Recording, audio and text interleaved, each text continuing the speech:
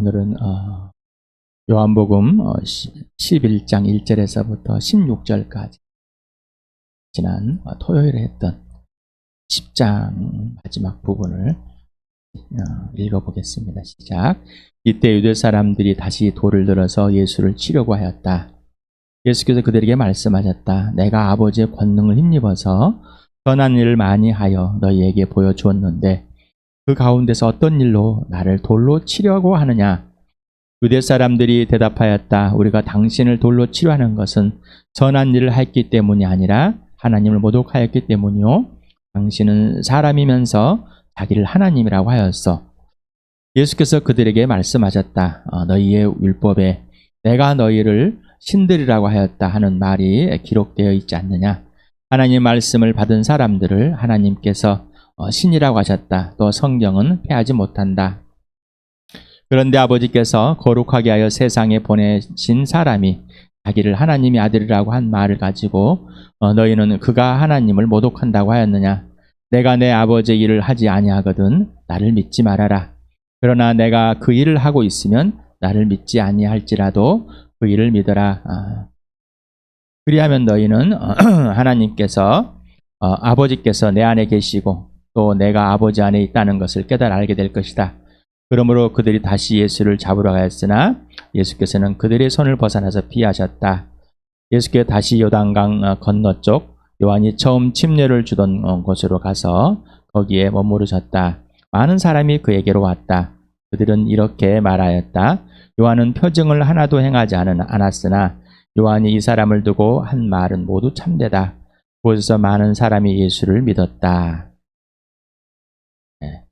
11장 같이 읽겠습니다. 시작. 한 병자가 있었는데 그는 마리아와 그의 자매 마르다의 마을 베다니에 사는 나사라였다. 마리아는 주님께 향유를 붓고 자기의 머리털로 주님의 발을 씻은 여자요. 병든 나사로는 그의 오라버니이다. 그 누이들이 사람을 예수께로 보내서 말하였다. 주님 보십시오. 주님께서 사랑하시는 사람이 앓고 있습니다. 예수께서 들으시고 말씀하셨다. 이 병은 죽을 병이 아니라 오히려 하나님의 영광을 드러낼 병이다. 이것으로 말미암아 하나님의 아들이 영광을 받게 될 것이다. 예수께서는 마르다와 그의 자매와 나사로를 사랑하셨다. 그런데 예수께서는 나사로가 앓는다는 말을 들으시고도 계시던 그곳에 이틀이나 더 머무르셨다. 그리고 나서 제 아들에게 다시 유대 지방으로 가자 하고 말씀하셨다. 제 아들이 예수께 말하였다. 선생님, 방금도 유대 사람이 선생님을 돌로 치려고 하였는데 다시 그리로 가려고 하십니까? 예수께 대답하셨다. 낮은 12시간이나 되지 않느냐? 사람이 낮에 걸어다니면 햇빛이 있으므로 걸려서 넘어지지 않는다. 그러나 밤에 걸어다니면 빛이 그 사람 안에 없으므로 걸려서 넘어진다. 이 말씀을 하신 뒤에 그들에게 말씀하셨다.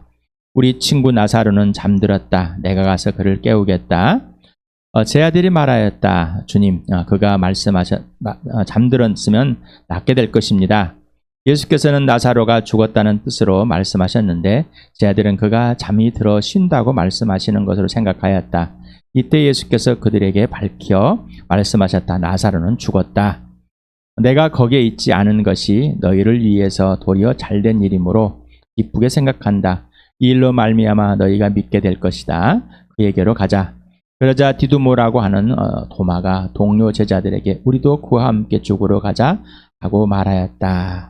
요한복음에는 7개의 표징이 있는데 7번째 죽은 나사로를 살리시는 이 표징을 통해서 예수님이 부활이요 생명임을 보여주고 또 마지막 이제 예수님이 죽으시겠다 직접 그리고 또 부활하시겠다라는 것을 시사하는 내용입니다. 이 예수님이 요한복음에는 이렇게 7가지만을 이적을 표정을 하나님의 아들 되심을 보여주는 것을 왜 그랬을까? 사도 요한은 분명히 목적을 가지고 이 글을 썼을 것입니다.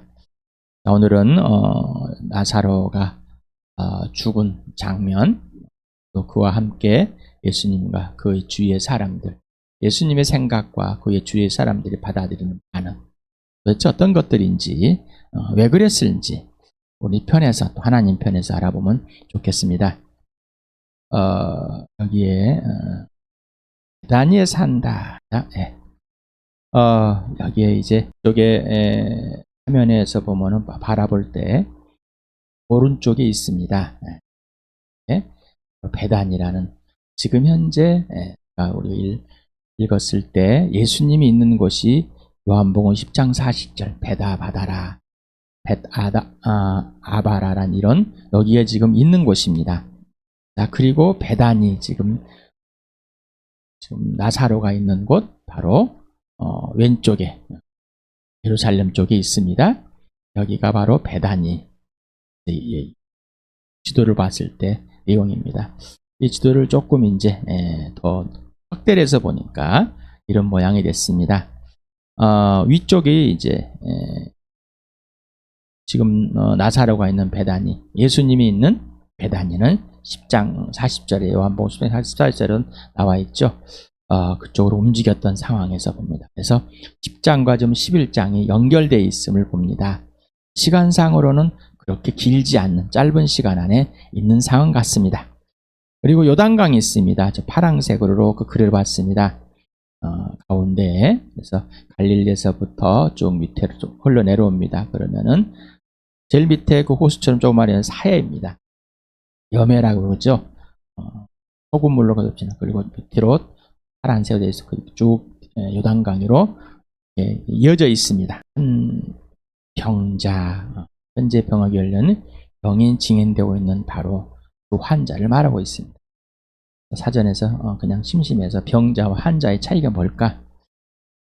뭐 구체적으로 이렇게 설명은 안 돼 있는데 병자는 병에 걸려 있는 사람, 환자는 병에 걸려 있는 사람뿐만 아니라 외적으로 다치고 상해를 입은 사람까지 포함된다. 사전에 나와 있습니다. 그래서 병자, 이 병이 걸려 있다. 그래서 베드로는 지금 나사로는 병에 걸려서 그 병이 진행되고 있는 것을 말하고 있습니다. 그래서 이 베단이라는 이곳은 예루살렘에서 남동쪽으로 아까 3km 정도 위치에 떠 있다입니다. 그래서 이 가난한 자의 집, 베드라는 히브리어 단어가 집입니다. 베델, 하나님의 집에서 하나님의 집이라고 이렇게 표현했습니다. 여기에서 베다니 출신으로 해석을 할 것인가, 베다니에 사는 사람으로 할 것인가. 그래서 이 아포라는 전사 때문에 해석자를 말 다른 것 같습니다. 그런데 저는 아마 이렇게 생각합니다. 이 두 가지를 다 쓰지 않았을까? 나사로 출신, 베다니 출신이고 지금 현재 베다니에 살고 있는 나사로라고 이렇게 하지 않았을까라고. 사도 요한은 왜 구체적으로 지금 증인들이 부활의 증인들이 다 죽고 뭐 사라진 상황, 본인처럼 몇 사람 남아있을지, 본인만 남아있을지 정확히 모르겠지만, 그러니까 이 상황에서 구체적인 이 지명 또 구체적인 사람들까지 이렇게 기록을 해놓은 거 보면은 분명히 사도 요한은 사라져가는 또 희미해져가는 또 지난번에 수전절 때도 희미해진 이 사람들에 의해서 구체적으로 표현하지 않았을까라고 이렇게 한번 나눠봤습니다. 나사로라, 히브리어 엘르아자르라는 엘르아사르 헬라식의 음역입니다. 그래서 하나님은 도움이시다. 하나님은 도움이시다. 에베네셀이라면 도움의 돌이다라고 합니다. 도움의 돌, 에베네셀이라는 말 들어봤죠? 이 건물도 에베네셀 빌딩입니다. 그래서 도움의 돌이다. 그래서 나사로는 하나님은 내 도움이다. 뜻을 가졌답니다. 여기서 또 마리아가 나옵니다. 히브리어 말로 해서 마리암인데 모세의 여동생 미리암 있습니다. 음역입니다. 높다라는 뜻을 갖고 있습니다.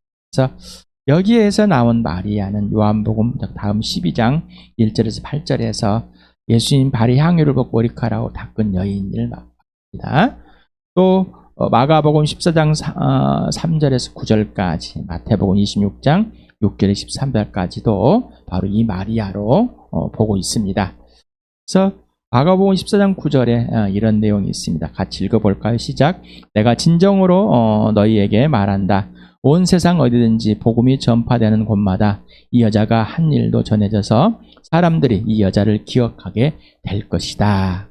이렇게 예수님은 미리 이 여자도 잘 기억할 수 있도록 해라. 왜? 예수님이 죽기 전에 미리 이 향유를 넣고 죽음을 예시했기 때문이다. 그래서 누가복음 7장 36, 55절에 나오는 여인과 다른 사건이다. 이 여인은 7 귀신이 나간 막달라 마리아인 것이다 라고 추론하고 있습니다. 사도 요한은 예수님 자신이 부활과 생명이시며 자신의 죽으심과 부활을 미리 보여주시기에 나사로에 대해 아주 구체적으로 서술하고 있습니다. 그래서 베다니 출신이다. 베다니에 살고 있다. 마르다와 마리아의 오빠이다. 오라버니다. 향유옥합 사건의 여인, 바로 이 나사로 여동생이다 라고, 나사로 마르다와 마리아는 예수가 사랑한 친구이다, 이렇게 아주 구체적으로 서술하고 있습니다.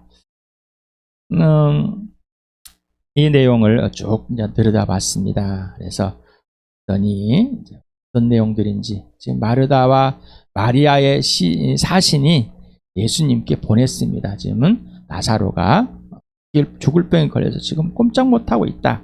어떻게 된가? 그래서 와서 좀 고쳐주십시오. 가보십시오. 왜? 친구니까. 사랑하는 걸 알고 있으니까. 또 함께하는 것들이, 시간들이 많이 오랫동안 있었으니까. 이랬는데 예수님의 반응은 참 이상합니다. 또 제자들도 있습니다. 또 제자들을 예수님 말에 또 반응하는 게 참 이상. 특히 도마도 이상한 반응을 하고 있습니다. 예수님의 반응을 한번 보겠습니다. 죽을 병이다 라고 와서 전했으니까 죽을 병이 아니다 라고 진단을 냅니다. 그리고 이 병은 하나님의 영광을 드러날 병이다. 말된다 안 되는 소리를 우리가 9장에서 봤습니다. 날 때부터 소경이었던 눈먼자였던 이 사람도 이렇게 말합니다. 하나님께 하신 일들을 그에게서 드러내시려는 것이다. 참 이해가 되지 않습니다. 내 수준으로는, 세상의 기준으로는. 그리고 또 두 번째는 하나님의 아들이 영광을 받게 될 일이다. 예수님이 직접 아버지께서 나를 많은 사람들 앞에서 보여주고 하나님의 아들됨을 인정하게 하는 사건이다. 일이다. 나사로가 죽을 병이, 친구가 죽는데, 사랑하는 자가 죽는데, 이게 이런 병이라고요? 그래서 이 소식을 전해 듣고 예수님은 얄밉게도 이틀이나 더 머물러 버립니다. 죽을 때까지 기다립니다. 금방 사랑하는 친구, 아가파오, 하나님에 대해 사랑, 아무런 조건이 없이 변함없이 끝까지 사랑하는데, 어떻게 사랑한다는데 죽을 때까지 기다릴까? 이틀이나. 그러다가 이제 또 이틀이 다 되고 나니까 이제 나사로가 죽은 거랍니다. 예수님은 아시죠? 네.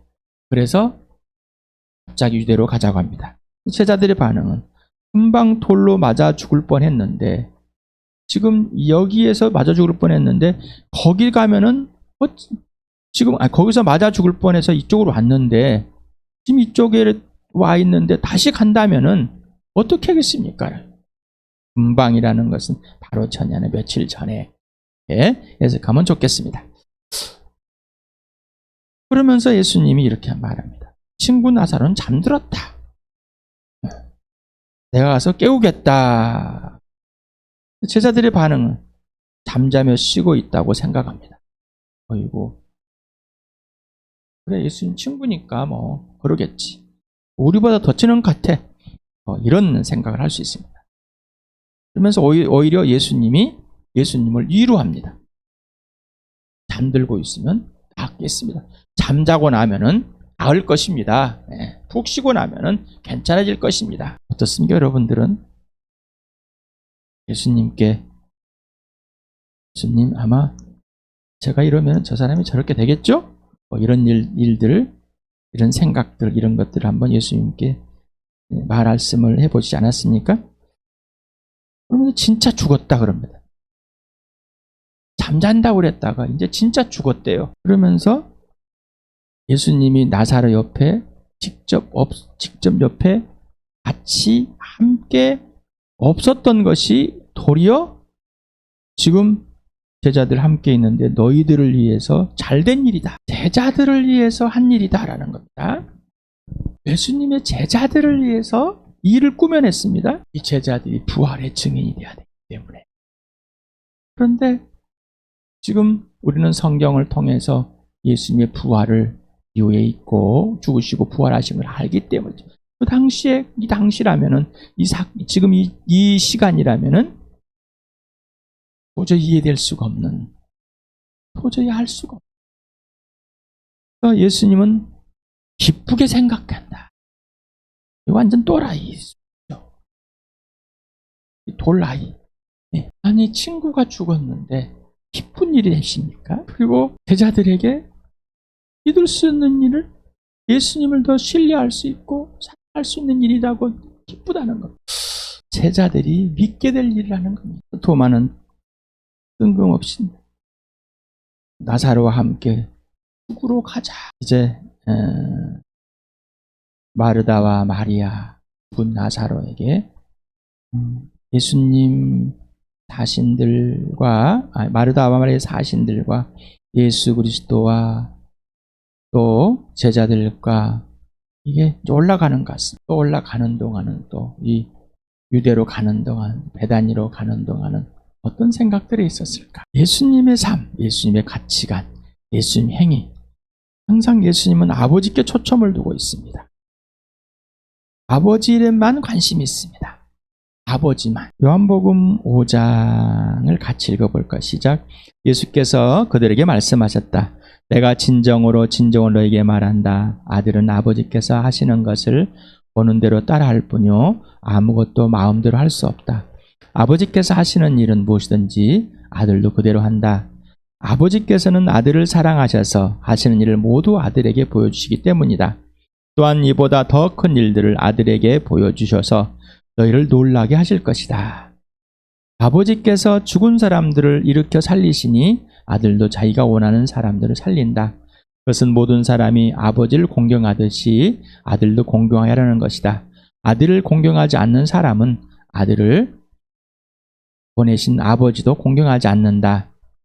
10장 같이 읽어보세요. 시작. 나는 선한 목자이다. 나는 내 양들을 알고 내 양들은 나를 안다. 그것은 마치 아버지께서 나를 아시고 내가 아버지를 아는 것 같다. 나는 양들을 위하여 내 목숨을 바친다. 수없이 듣고 또 보고 또 봐. 아버지는 아들에게 모든 것을 다 보여주시고 아버지 일도 보여주시고 아들은 아버지가 보여준 것 그대로 다 보고 내 아버지가 하라는 것만 합니다. 예수님의 양은 예수님의 알고 예수님도 예수님 양을 알아서 서로가 타김으로 음성을 듣게 된다. 이거는 아버지가 아들을 알고 아들이 아버지를 아는 것과 같다. 그러면서 예수님은 양들을 위해서 목숨을 버려주신다. 친구를 위해서 목숨을 버려줍니다.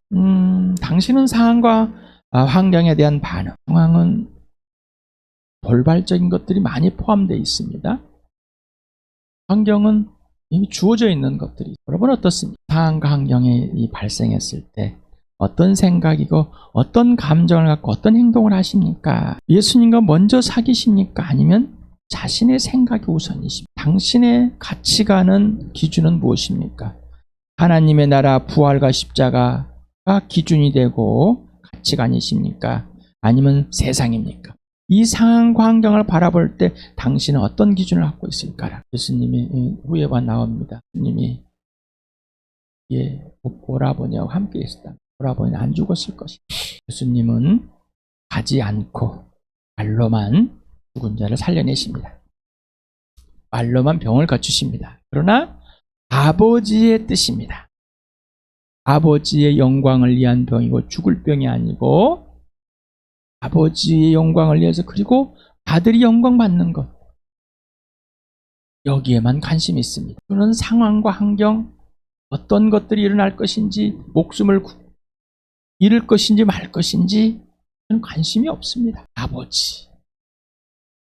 그러면 아버지가 그 일에 아버지 영광을 위하고 아버지가 아들이 영광을 한다면 죽기까지도 순종하는 거죠.